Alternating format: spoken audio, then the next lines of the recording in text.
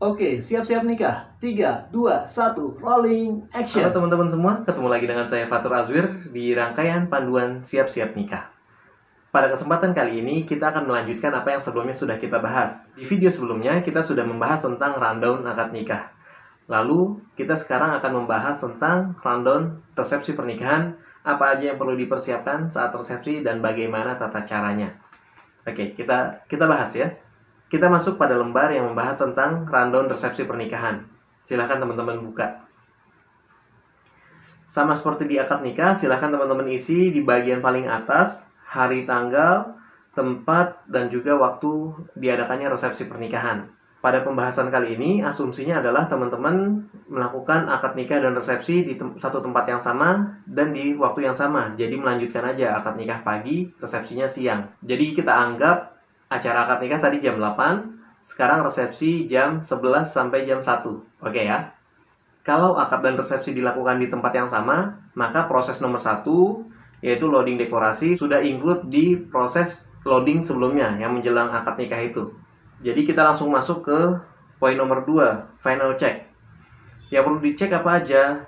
Dekorasinya udah ready, pelaminan dan lain-lain sudah ready, buku tamu sudah siap, kotak angpau sudah digembok, catering udah ready, makanan sudah datang semuanya, sudah disajikan semuanya, piring udah tertata rapi. Kemudian MC resepsi juga harus sudah siap. Musik dan juga sound system, among tamu, penjaga buku tamu, daftar foto dan juga tamu VIP, pemberi sambutan dan juga pembaca doa, itu semuanya sudah siap. Ini tugasnya ketua panitia dan juga seksi konsumsi. Dan khusus untuk seksi konsumsi, ini urusan catering, kita akan bahas sedikit lebih detail.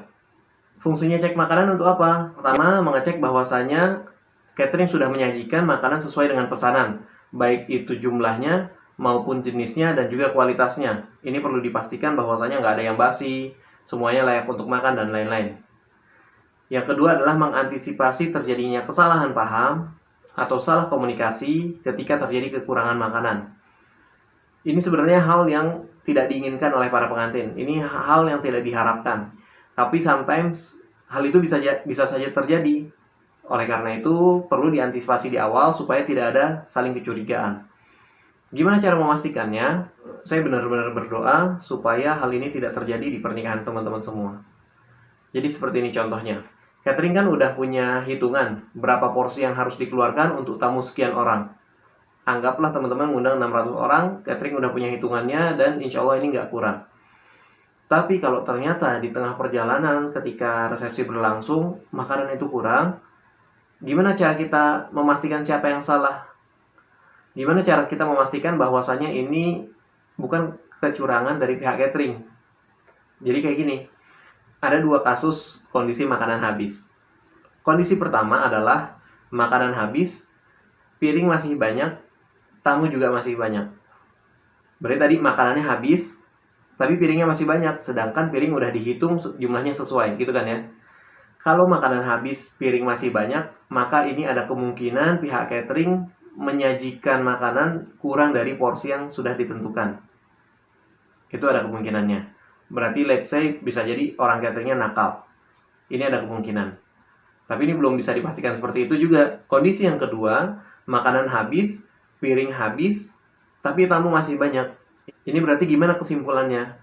Kesimpulannya adalah kemungkinan tamu yang hadir melebihi dari tamu yang diundang, yang direncanakan. Jadi bisa jadi kalau kita rencananya cuma satu undangan itu bawa 2 orang atau 3 orang, ternyata ada yang bawa 4 sampai 5 orang. Ini bisa jadi kita kebobolan di situ. Maka dari itu, kalau kami biasanya tim WO selalu mengecek jumlah makanan di pantry. Kemudian selalu mengecek jumlah tamu yang hadir, baik melalui buku tamu ataupun pakai counter manual. Jadi menghitung jumlah orang yang hadir ke dalam ruangan itu. Ini fungsinya supaya tidak terjadi saling menyalahkan apabila makanan habis. Jadi kita udah tahu, oh ini habis karena emang ternyata jumlah tamu yang hadir lebih besar, lebih banyak dibandingkan tamu yang kita harapkan hadir. Seperti itu. Jadi ketika sudah terjadi seperti ini, kita udah sadar bahwasanya, oh ternyata emang tamunya yang lebih kok. Kita nggak perlu marah-marah lagi sama orang catering. Di poin nomor 3, J-30 menit, berarti kurang lebih jam setengah 11, ini among tamu dan juga pengawal VIP atau protokol VIP dikumpulkan, di briefing, penempatannya di mana masing-masing. Jadi tugasnya gimana, alurnya seperti apa, itu nanti di briefing oleh MC. Gimana caranya supaya alur acara ini berjalan dengan baik. Yang keempat, jam 15 menit. Ini semuanya proses rias harus sudah selesai. Pengantin diajak keluar untuk foto studio. Waktunya kurang lebih 10-15 menit. Foto studio itu ada pengantin berdua, kemudian juga para orang tua dan juga saudara kandung. Selainnya nggak ikut studio mini. Studio mini itu yang ini loh, yang backgroundnya abu-abu atau coklat, yang abstrak seperti itu, studio mini. Kemudian poin nomor 5, tepat di waktu yang sudah ditentukan, MC mulai opening acara. Keluarga mulai bersiap untuk prosesi kirap pengantin. Prosesi kirap pengantin posisinya seperti apa? Kita buka halaman yang di belakang. Seperti ini. Jadi paling depan itu ada cucuk lampah atau lengser. Cucuk lampah itu Jawa, lengser itu Sunda. Kemudian di belakangnya itu ada pengantin. Di belakangnya lagi ada para ibu, di belakangnya lagi ada para ayah, kemudian di belakangnya lagi ada saudara kandung, di belakangnya lagi baru keluarga besar. Keluarga besar ini aturannya seperti apa? Yang pria di sebelah kanan, yang wanita di sebelah kiri. Seperti itu. Kalau teman-teman pakai adat Jawa, maka ini sudah tugasnya si cucuk lampah yang mengatur barisan. Kalau pakai adat Sunda, ini biasanya MC yang akan mengatur barisan, karena prosesi lengser itu adalah mapak pengantin. Jadi lengser nggak keluar dulu sampai barisan siap. Kemudian kita ke poin nomor 6. Kirap pengantin dimulai. Berarti semuanya sudah siap. MC akan mulai ngomong pembukaan. Baru mulai inilah kirap pengantin. Musik dimulai. Ini perlu dipastikan musik pakai musik apa. Kalau adat berarti itu udah urusannya MC dan atau enggak pemangku adat. Kalau misalkan nasional, teman-teman perlu tahu ini pakai musik apa. Silahkan request ke orang musik.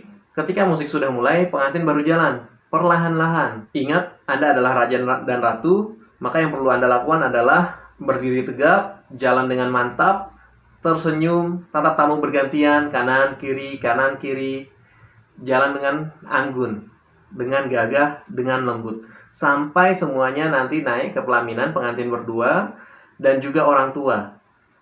Lalu yang di belakang, saudara kandung dan juga keluarga besar yang ikut iring-iringan pengantin berhenti sebelum naik ke pelaminan, kemudian menepi di sisi kanan kiri karpet jalan.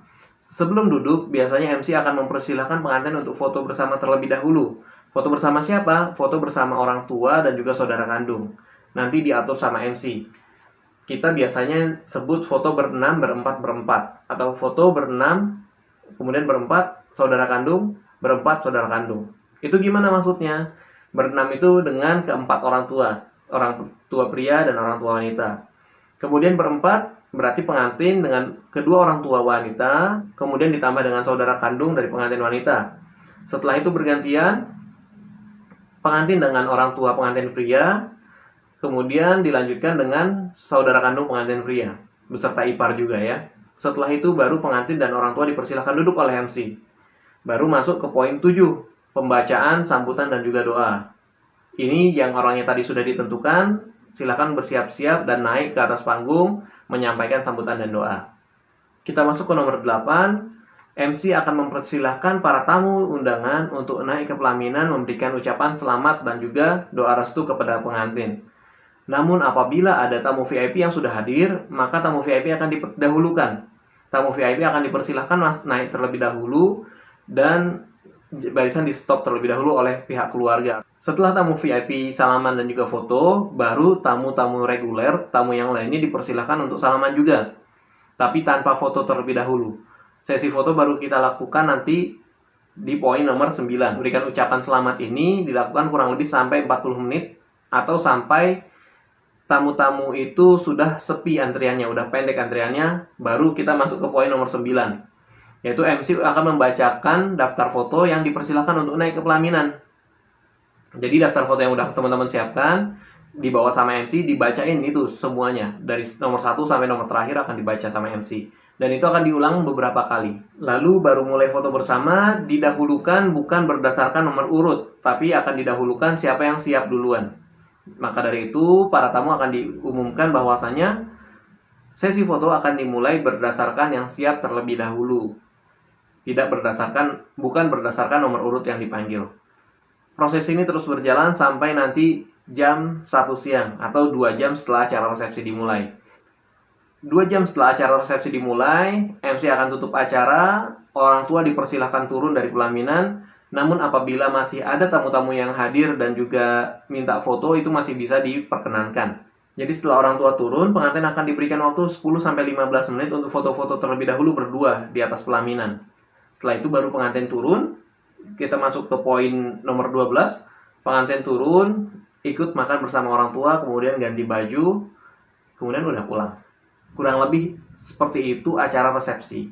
Tapi yang perlu diperhatikan adalah ketika acara resepsi selesai, maka penanggung jawab kotak angpau langsung mengamankan kotak angpaunya. Jadi biasanya di kotak angpau itu sudah ada kantong plastik. Jadi penanggung jawab kotak angpau tinggal ambil plastiknya, masukkan ke dalam tas.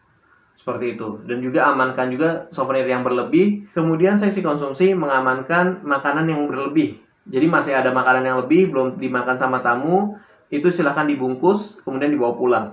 Orang catering hanya boleh memberikan makanan ini kepada seksi konsumsi saja. Kemudian baru seksi konsumsi yang berhak untuk membagikan. Ini mau dibagi 2 kah, mau dibagi 4 kah, atau gimana, itu nanti silahkan seksi konsumsi yang mengkoordinir makanan yang berlebih ini. Kurang lebih itu teman-teman untuk pelaksanaan resepsi. Lebih singkat, lebih ringkas, lebih simpel daripada prosesi akad nikah yang kayaknya sih beribet banget, kayaknya sih banyak prosesnya.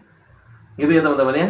Dan ini adalah akhir dari rangkaian video panduan siap-siap nikah. Setelah ini silahkan teman-teman hubungi kami melalui link yang sudah kami siapkan di bonus.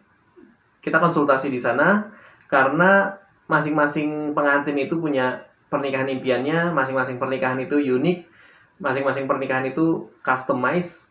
Jadi silahkan teman-teman japri, kita ngobrol-ngobrol di sana. Tapi mohon maaf apabila nanti kami tidak bisa membahas secara cepat, karena kemungkinan ada hal lain juga yang kami lakukan. Baik teman-teman, kita bertemu lagi di sesi konsultasi. Terima kasih. Wassalamualaikum warahmatullahi wabarakatuh.